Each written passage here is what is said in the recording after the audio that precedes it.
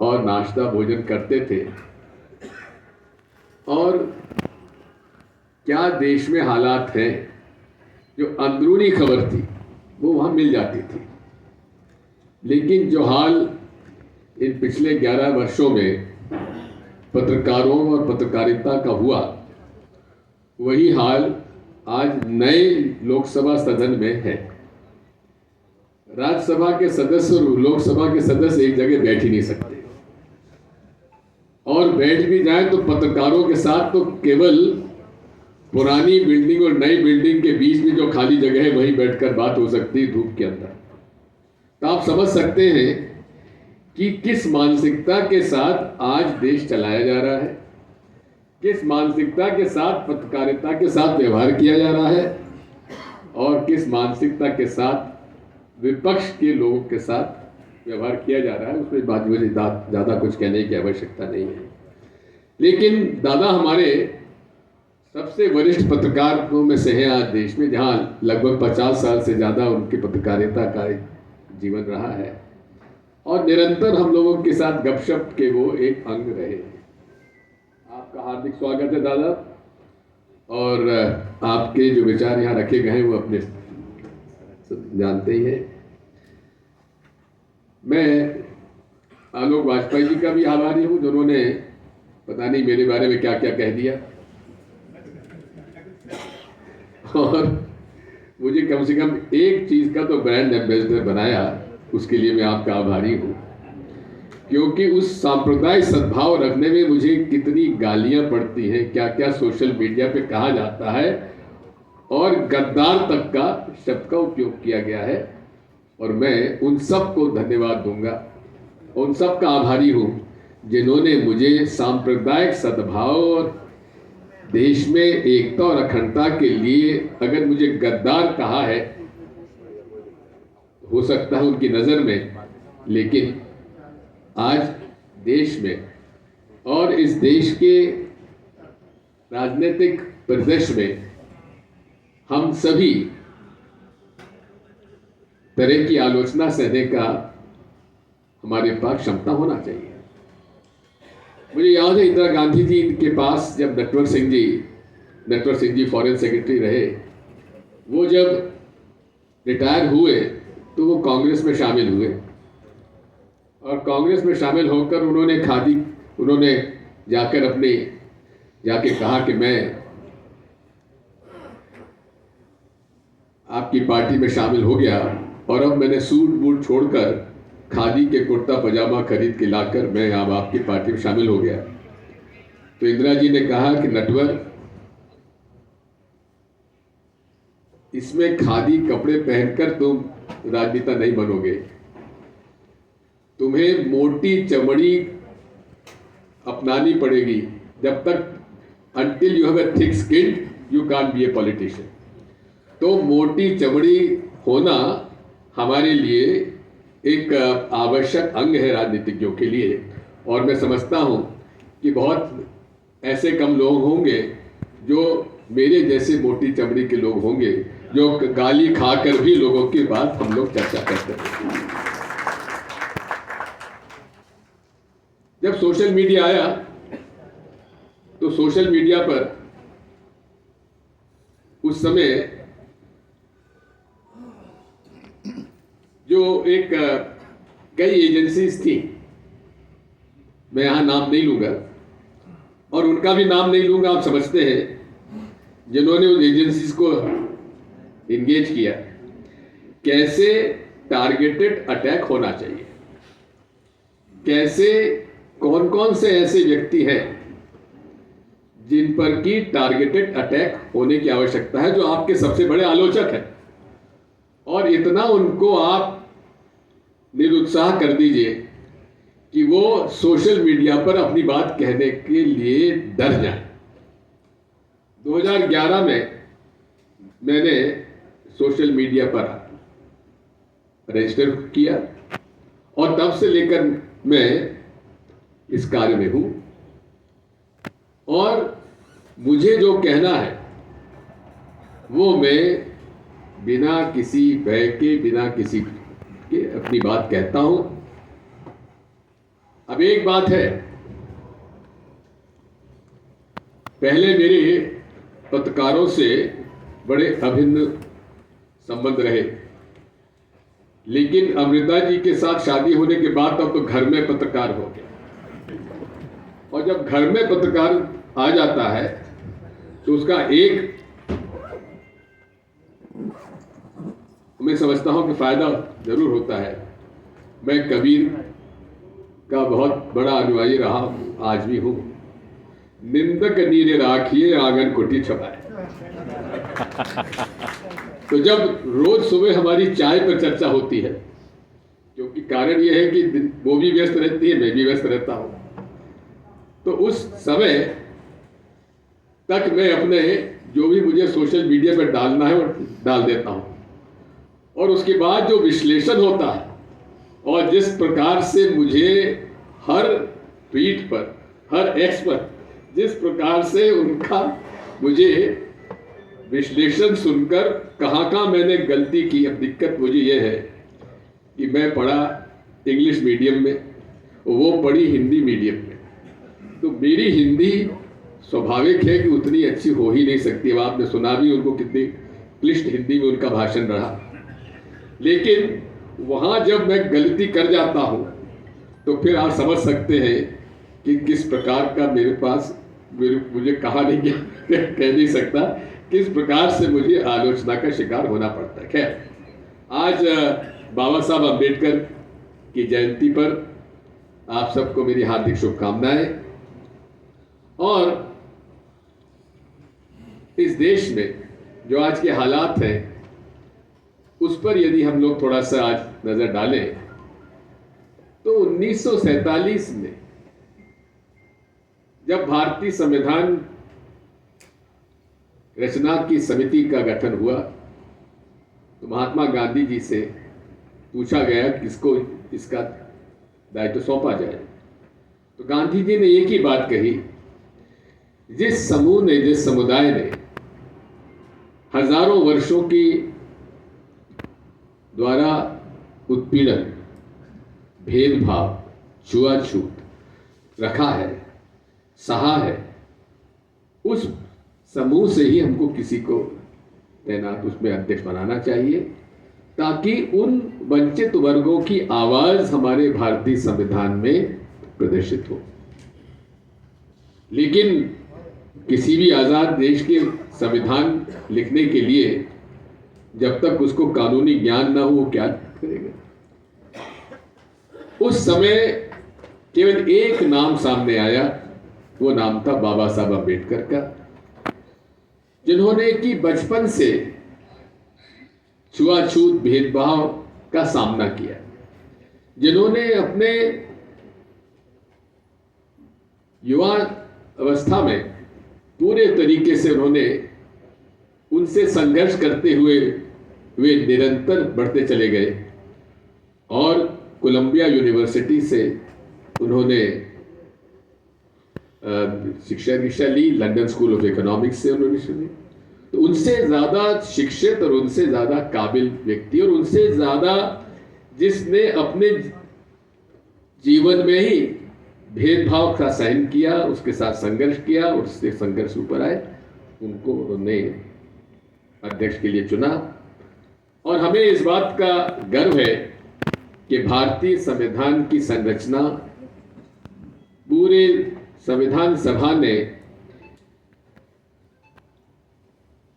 पूरे देश के संसद ने यूनैनिमसली उसे स्वीकार किया और उसमें वो सारे अधिकार दिए गए जो हर व्यक्ति को मिलना चाहिए। उस समय ये विकल्प था कि यहां लोकतंत्र होना चाहिए या एक तंत्र होना चाहिए। लोकतंत्र और एक तंत्र में क्या अंतर है? लोकतंत्र of the people, for the people, by the people, और एक तंत्र one nation, one election, one विचारधारा। अब आप समझ सकते हैं इन दो विचारधाराओं के बीच में उनको तय करना था, इसलिए उन्होंने of the people, for the people, by the people, parliamentary democracy, संघीय ढांचा इस देश का उन्होंने स्वीकार किया और जिसमें कि हर व्यक्ति को समान अधिकार दिया। कई विकसित देशों में जब संविधान बना तब महिलाओं को वोट देने का अधिकार नहीं था, लेकिन हमारे भारतीय संविधान में सबसे पहले महिलाओं को वोट देने का अधिकार दिया गया और हमें इस बात का गर्व है। साथियों, भारत की शक्ति अनेकता में एकता है। ये भारत का जो नक्शा है, लोग अखंड भारत की बात करते हैं, लेकिन अखंड भारत के नक्शे में तो वो देश भी आ जाते हैं जो अफगानिस्तान है, पाकिस्तान है, बांग्लादेश है, म्यांमार है, इंडोनेशिया है, वो भी अखंड भारत का। कई हमारे मित्र लोग बताते हैं कि यह अखंड भारत का स्वरूप होगा, लेकिन जो आज जो स्वरूप है वो भी इतिहास में वो कभी भौगोलिक हमारा राज्य नहीं रहा है।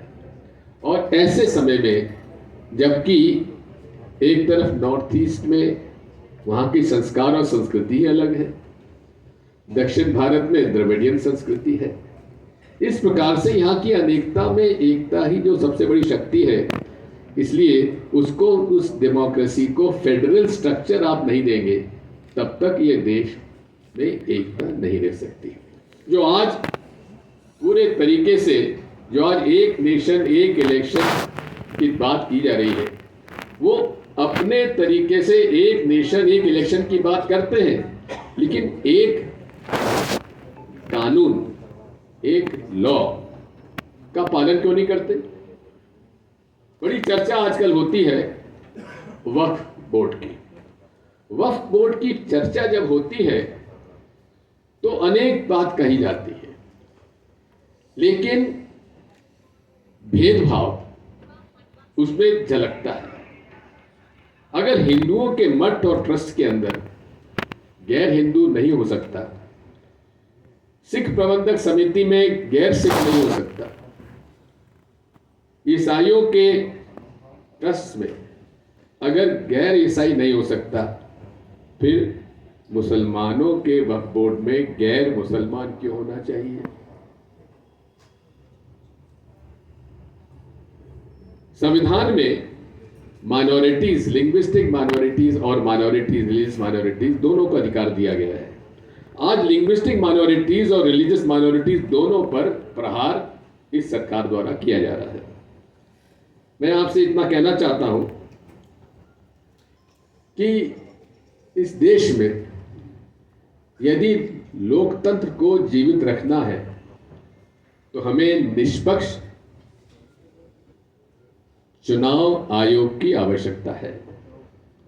आज आप देख रहे हैं किस प्रकार से पक्षपाती ढंग से चुनाव आयोग काम कर रहा है। विपक्ष के लोगों को मिलने का समय नहीं दिया जाता है। विपक्ष के लोगों द्वारा हस्ताक्षरित मेमोरेंडम को एक्नॉलेजमेंट नहीं दिया जाता है।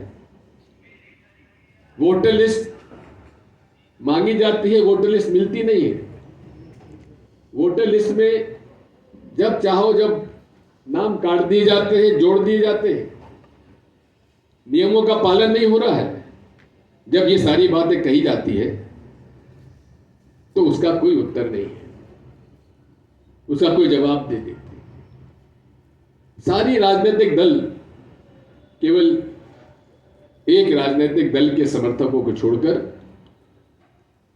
उनमें पूरे तरीके से आज इस बात से हम लोग चिंतित हैं, क्या ये देश में लोकतंत्र बचेगा या नहीं बचेगा। आप 2047 की बात करते हैं, टेक्नोलॉजी तो इतनी तेजी से बदलता जा रहा है कि आज के कुछ समय बाद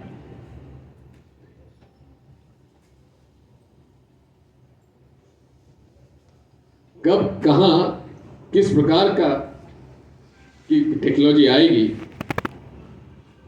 हम यही नहीं कह सकते कि आज से 2 साल या 3 साल के बाद क्या टेक्नोलॉजी आएगी और उसका क्या असर हमारे राजनीति पे और लोकतंत्र पर पड़ेगा।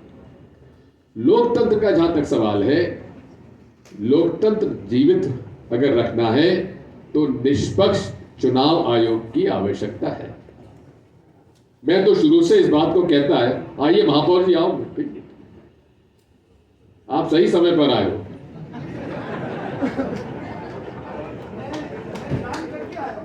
अच्छी बात, तो इसलिए आपको थोड़ी बहुत मैं बात कहना चाहता हूं।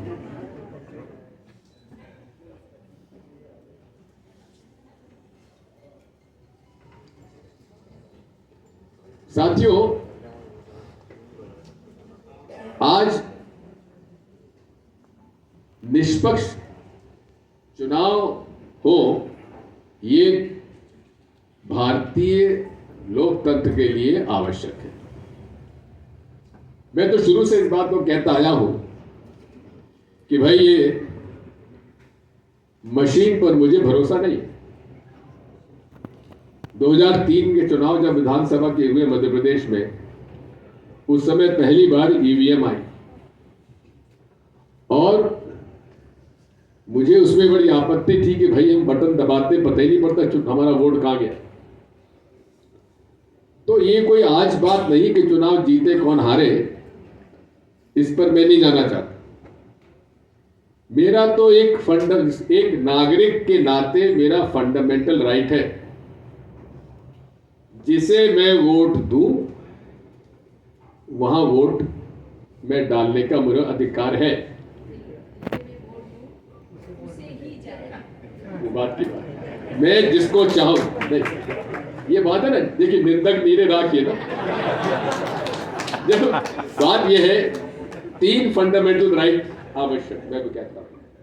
सबसे पहला, जिसे मैं चाहूं वहां मैं वोट डालूं, अधिकार मेरा है। दूसरा फंडामेंटल राइट है कि जहां मैंने वोट दिया है वो वहां रजिस्टर हुआ कि नहीं हुआ, ये मेरा सेकंड फंडामेंटल राइट है। और तीसरा मेरा फंडामेंटल राइट है कि मेरे वोट की 100% गिनती हो रही है कि नहीं हो रही। ये 3 मेरे फंडामेंटल राइट है। अब आप बताइए, जब मैं वोट देने जाता हूं तो मेरी मंशा फला उम्मीदवार और फला पार्टी की थी, और उस समय मैंने बटन दबाया, दिखा मुझे 7 सेकंड के लिए, उसके बाद वोट कहां गया, डब्बे में गिर गया। और उसमें जितनी भी सुप्रीम कोर्ट के दलीलें आई, सुप्रीम कोर्ट में फैसले हुए और इलेक्शन कमीशन में फैसला हुआ कि भाई एक विधानसभा में 5 पोलिंग बूथ पर आप वीवीपैट स्लिप की गिनती करिए। पहली बात तो यह है कि जब 2003 में बिफोर वीवीपैट जो ईवीएम मशीन थी, उसे मालूम नहीं था कि कौन सा कैंडिडेट कौन सी पार्टी का है। बटन दबाओ, वहां सिंबल नहीं आता था, डायरेक्ट आपके कंट्रोल यूनिट में चले जाता था, काउंटिंग यूनिट चले जाता था। फिर उसके बाद सुब्रमण्यम स्वामी जी ने, लालकृष्ण अडवाणी जी ने, नरसिम्हन जी ने इलेक्शन कमीशन पर दबाव डाला कि ईवीएम से चुनाव नहीं होना चाहिए। सुप्रीम कोर्ट के पास फैसला गया और फिर ये बात सामने आई कि भाई, और सुप्रीम कोर्ट के जजमेंट है 2013 का कि उसको अधिकार है कि वहां उसका वोट सही रजिस्टर हुआ है कि नहीं हुआ, ये अधिकार वोटर का है। अब उस अधिकार देने में वीवीपैट यूनिट बीच में आ गया। अब उस वीवीपैट यूनिट में ये पता पड़ जाता है कि कौन से सिंबल में वोट जाना है। ये पूरे तरीके से अब ये मशीन और सॉफ्टवेयर को मालूम पड़ जाता है कि कौन सा वोट किस सिंबल में अलॉटमेंट में जाना है। ठीक है। अब पूरे विश्व में कोई ऐसी मशीन नहीं है जिसमें सॉफ्टवेयर डला हो।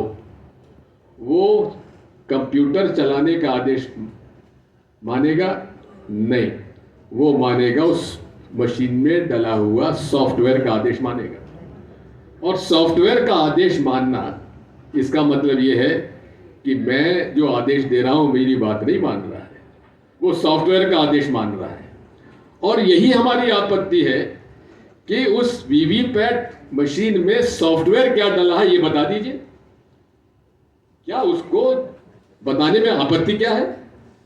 आज कितने भी डेवलप कंट्रीज हैं जहां डेमोक्रेसी है, वहां डेमोक्रेसी में जहां जहां मशीन यूज की जाती है ईवीएम, वहां सॉफ्टवेयर पब्लिक डोमेन में लाते हैं और उसके आधार पर और केवल 4 या 5 देश बचे हैं, बाकी जगह ईवीएम मशीन अब उसका उपयोग नहीं होता है।